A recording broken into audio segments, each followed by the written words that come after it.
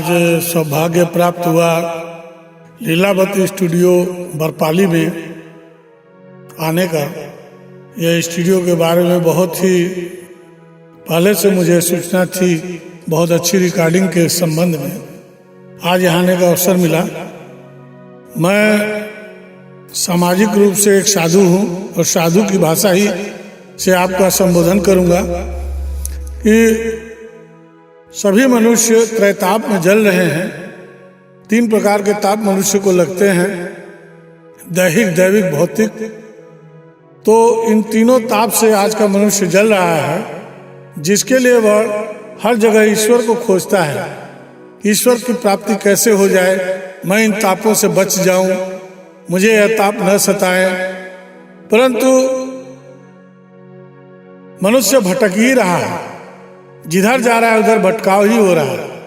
वास्तविक ईश्वर की प्राप्ति से बाहर में नहीं होगी, बाह्य रूप से वो कहीं नहीं मिलता जब तक आप अभ्यंतर में उसको नहीं प्राप्त कर लें। जब आप अभ्यंतर में उसे खोजेंगे तो वह आपके ही अंदर प्राप्त होगा आपको।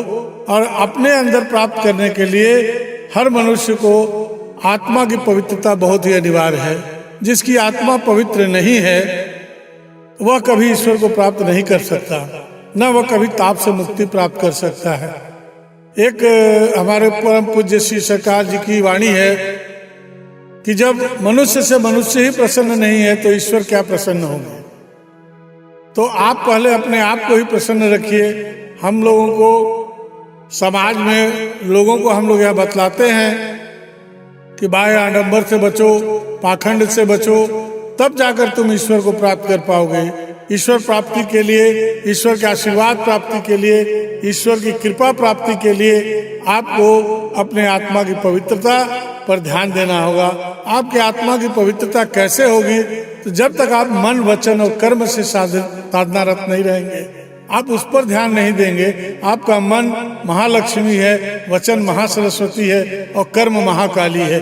यही 3 देवी संसार की शक्ति है और इन्हीं 3 रूपों को प्राप्त करने के लिए हम बाहर भटक रहे हैं। तो आज के सभी मनुष्यों को, जो भी हमारे बंधु भाई हैं, उनसे मेरा यही निवेदन है कि आप बाह्य आडंबर बचिए और अपने आप को धन्य करने के लिए आप स्वयं की पूजा में लग जाइए। आपके अंदर ही तीनों शक्ति विद्यमान है, अपने ईश्वर को प्राप्त कीजिए।